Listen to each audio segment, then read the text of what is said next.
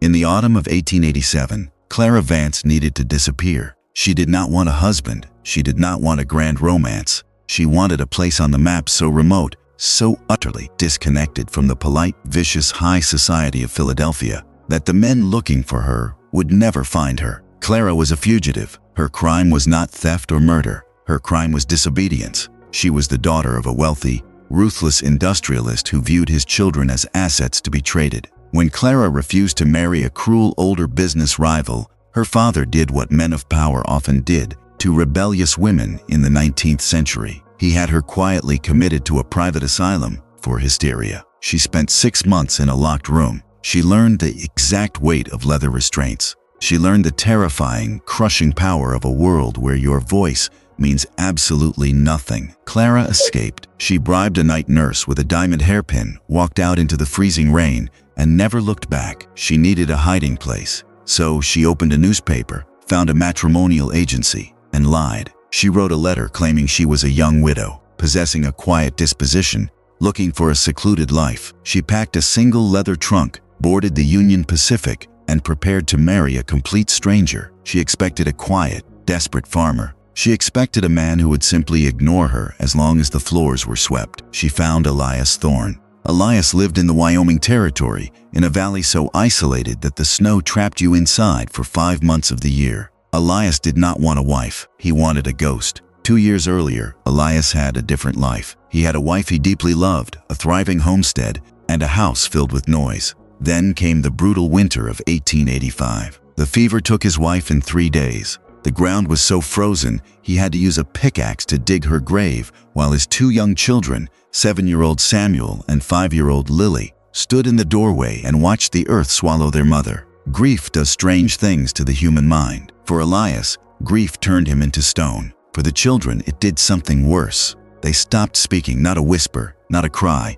not a single word for 2 entire years. The trauma had locked their vocal cords. They communicated in silent stares, moving through the log cabin like 2 small, terrified phantoms. Elias tried everything. He pleaded, he yelled, he bargained. Nothing worked. The silence in the cabin became a physical weight, pressing against his skull until he thought he would lose his mind. He was a man who could break wild horses and build a house from raw timber, but he could not fix his own children. He needed a caretaker. He needed a mother for children who refused to speak. He wrote to the agency. He asked for a woman who could tolerate quiet. They met at the railway station in Cheyenne. It was a day choked with dust and the smell of burning coal. Clara stood on the platform in a dark, severe traveling dress, her hands covered in thick black gloves that she never removed. Elias stood before her, a towering, weathered man with eyes that looked like they had stared into the sun for too long. There was no romance. There was no spark. There was only the cold,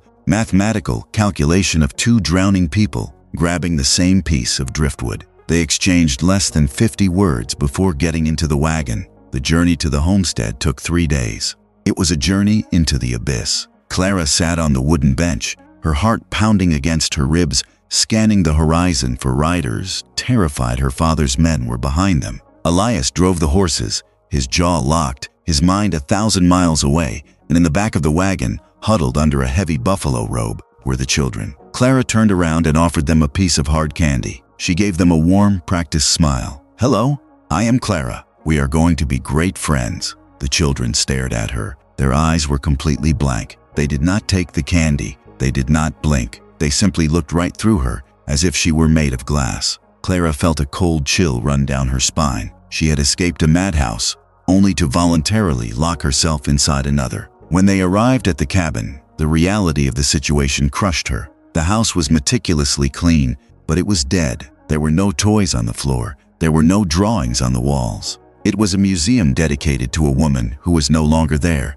Clara immediately tried to impose order. It was her defense mechanism. If she could control the house, she could control her fear. The first week, she cooked elaborate meals. She sewed new curtains. She sat the children down at the heavy oak table and tried to teach them the alphabet. She talked constantly, filling the agonizing silence with stories of the East, descriptions of the ocean, singing soft lullabies. It failed, miserably. The children did not engage. If she placed a slate in front of Samuel, he would push it away. If she tried to brush Lily's hair, the little girl would flinch and retreat to a corner. wrapping her arms around her knees. Elias was no help. He left the cabin before the sun rose and returned long after it had set. He was working himself into an early grave to avoid the haunting silence of his own home. He would eat his supper in silence, stare at the fire, and go to sleep. Clara was failing. The fear began to creep back in. The isolation of the Wyoming frontier was supposed to be her shield, but instead, it was becoming an amplifier for her own trauma. In the vast, howling emptiness of the plains, her memories of the asylum grew louder. A pioneer woman named Molly Dorsey Sanford, who documented her life on the high plains during those years, wrote a line in her diary that perfectly captured the terrifying nature of the frontier. She wrote, "The old life is dead. Here, the wind takes your name and scatters it until you are nobody, or until you become exactly who you must be to survive." Clara realized she was trying to be the woman from Philadelphia, the polite, talkative, controlling woman, but that woman was dead. One evening, after another grueling day of being ignored by the children and avoided by Elias, Clara sat by the dying fire. She looked at her thick black gloves. She never took them off, not even to sleep. They hid the ugly white scars on her wrists, the permanent marks left by the heavy leather restraints of the asylum. She looked at Samuel and Lily, who were sitting on the floor across the room, staring blankly at the ashes. Suddenly, Clara understood. She recognized that blank stare. She had seen it in the mirror for 6 months. It wasn't defiance. It wasn't hatred. It was the ultimate, desperate defense mechanism of a mind that has been completely broken by an environment it cannot control. When the world is too painful, you build a fortress. And the strongest fortress in the world is silence. She was trying to break down their walls with words. But words were exactly what the children mistrusted. Words were what adults used right before everything went wrong. Clara stopped talking. The next morning, the dynamic of the cabin shifted violently. Clara did not say good morning. She did not sing. She did not force the children to sit at the table. She simply prepared the oatmeal, placed 2 bowls on the floor near where they sat, and walked away. She matched their silence. For 3 weeks, the cabin was devoid of human speech.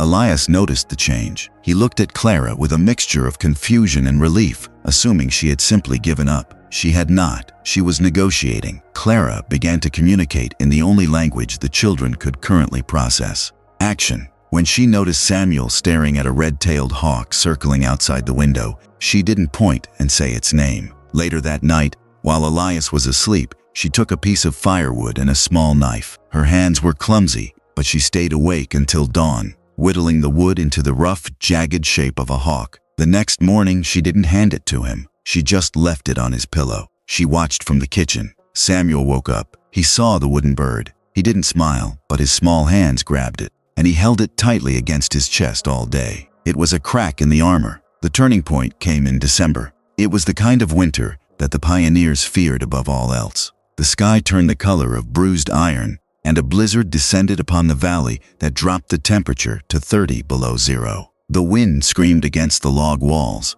driving the snow horizontally until you couldn't see the barn from the front door. On the 3rd day of the storm, cabin fever took hold. The walls felt like they were shrinking. Elias was pacing like a caged animal. Clara was meticulously mending a shirt. Suddenly, a loud crash echoed from the back room. Clara and Elias rushed in. A heavy iron lamp had fallen from a shelf, shattering into pieces. Samuel was standing next to it, his eyes wide with absolute terror. He was shaking violently. He expected to be hit. He expected the rage of the adults. Elias stepped forward, his face dark with frustration. He opened his mouth to yell. Clara moved faster. She stepped between the towering man and the terrified boy. She didn't say a word to Elias. She just put her hand on his chest and pushed him back. Her eyes locked with his, and in that silent gaze, there was an absolute, terrifying authority. The authority of a woman who had survived a locked room. Elias stopped. He stepped back. Clara knelt down in the shards of broken glass. She didn't look at Samuel. She didn't coddle him. She simply began to pick up the pieces with her bare hands.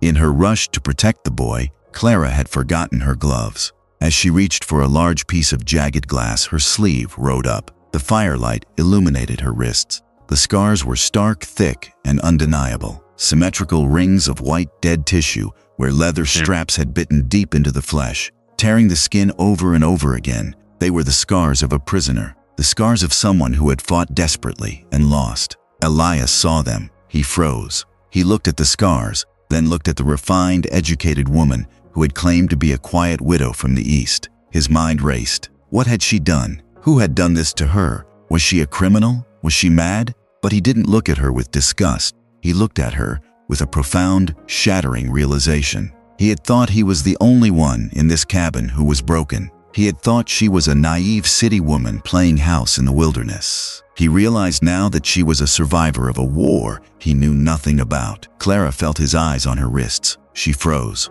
The glass cut into her palm, drawing a sharp line of blood, but she didn't feel it. Panic, cold and absolute, seized her throat. Her secret was out. She was exposed. She braced herself for the questions, for the anger, for the demand that she leave. Elias stepped forward. He didn't ask a single question. He didn't demand the truth. He simply knelt down beside her on the floor. He took the piece of broken glass from her bleeding hand. He reached into his pocket, pulled out his own clean cotton handkerchief, and gently, with the hands of a man who could break a horse's neck, wrapped it around her bleeding palm. He looked at her scars. Then he looked into her eyes. "I don't care," Elias said. His voice was a low, rough whisper. "I don't care what they did to you. They are not here. This is my valley, and no one will ever touch you again." He didn't promise love. He promised a fortress. Clara's breath hitched. For the first time in years, a tear slipped down her cheek. Not a tear of sorrow, but the agonizing, physical release of a tension she had been carrying in her muscles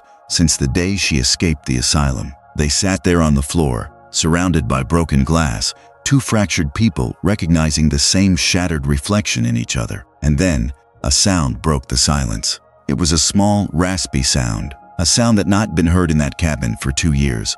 It sounded like rusty hinges on a heavy iron door. Blood. Clara and Elias whipped their heads around. Samuel was standing there. His small finger was pointing at the red stain, blossoming on the white handkerchief wrapped around Clara's hand. His chest was heaving. The effort of pushing the word past his traumatized vocal cords had taken everything he had. He looked at Clara, not through her, at her. "Blood," he whispered again. Elias let out a sound that was half sob, half laugh. He didn't rush the boy. He didn't overwhelm him. He just nodded. Clara smiled, a real, unfiltered smile. "Yes, Samuel," she said softly. "It is blood, but it stops. It always stops hurting eventually." It was the breaking of the dam. The healing did not happen overnight. Trauma is not a fever. It does not break in a single sweat. But the silence had been pierced. The next day, Lily pointed to the oatmeal and hummed. A week later, Samuel asked for the wooden hawk. Clara's past never came to Wyoming. Her father's men never found the secluded valley. But even if they had, they would not have found the frightened, obedient girl they committed to an asylum. They would have found a frontier woman, a mother to 2 recovering children, and a husband who stood between his family and the world like a wall of solid granite. A frontier doctor named Horace Greeley once noted in his journals regarding the pioneers, "The wilderness is a cruel physician. It cures you by stripping away the skin so that the muscle underneath can finally breathe." Clara and Elias did not have a fairy tale romance. They had something much rarer. They had a partnership built in the darkest corners of human experience. They both lied to the matrimonial agency. Elias lied by omission, hiding the depths of his children's trauma. Clara lied about her identity to hide her scars. But when the masks fell away, they didn't find strangers. They found exactly what they needed to survive. She needed a place where her past couldn't reach her, and he needed someone who understood that sometimes silence isn't an insult. Sometimes silence is a shield, because the strongest bonds are not formed